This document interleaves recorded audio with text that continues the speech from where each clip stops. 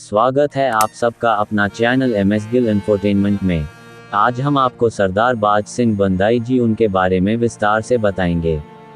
बाज सिंह, राम सिंह, विनोद सिंह, उनके बेटे काहन सिंह और फतेह सिंह के साथ आमतौर पर मध्य भारत से पंजाब वापस भेजे गए 5 सिंह माने जाते हैं, जिन्हें मुगल शासन के खिलाफ संघर्ष करने और स्थानीय गवर्नर वजीर खान को दंडित करने के लिए बंदा बहादुर की सलाहकार परिषद के रूप में भेजा गया था, जिसने गुरु के 2 युवा बेटों को फांसी देने का आदेश दिया था।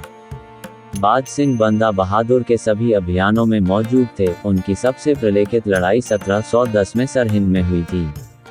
गुरु द्वारा विकसित रणनीति का पालन करते हुए बंदा ने अपनी सेना को 2 विंग 5 मिसलों में विभाजित किया और खुद केंद्र की कमान संभाली। बाएं विंग की कमान विनोद सिंह और दाएं विंग की कमान बाज सिंह के पास थी।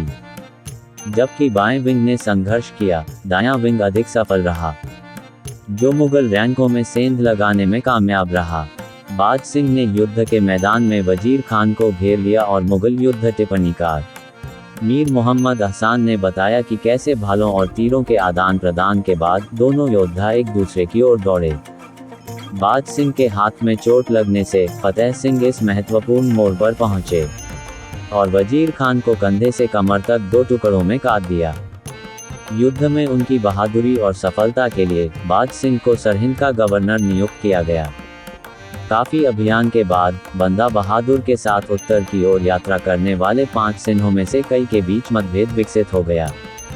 विनोद सिंह और काहन सिंह के नेतृत्व में सिंहों ने बंदा द्वारा किए जाने वाले कुछ बदलावों पर आपत्ति जताई। रतन सिंह भंगू ने अपनी पुस्तक पंथ प्रकाश में टिप्पणी की है कि बंदा ने वाहेगुरु जी की फतेह के अभिवादन की परंपराओं को बदलकर दर्शन फतेह करना शुरू कर दिया था। नीले रंग की जगह लाल वर्दी पहनना और शाकाहारी भोजन की वकालत करना।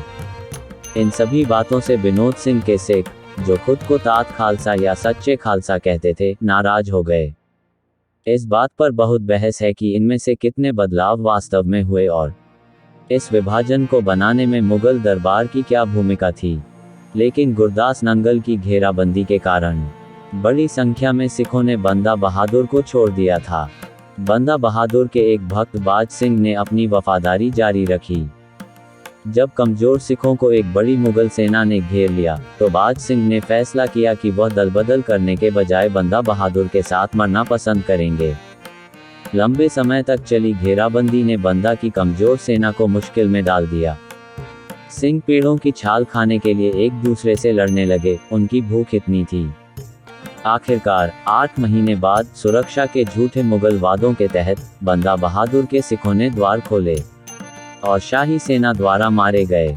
एक प्रमुख सरदार के रूप में बाज सिंह को बेड़ियों में जकड़कर दिल्ली ले जाया गया, जहां उन्हें मुगल सम्राट के सामने परेड कराया गया।